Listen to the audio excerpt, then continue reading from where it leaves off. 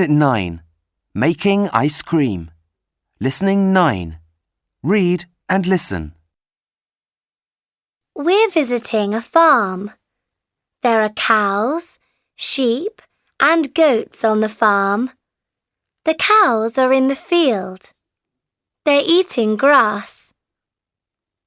This is the farmer, Mr. James. He's looking after the cows. He gets milk every day from his cows. We can make cheese, yogurt, and ice cream from milk. This is Mrs. James, the farmer's wife. She's making ice cream. She's chopping some fruit. She's mixing the milk with a machine. She's adding sugar and fruit. Now the ice cream is ready. It's cold.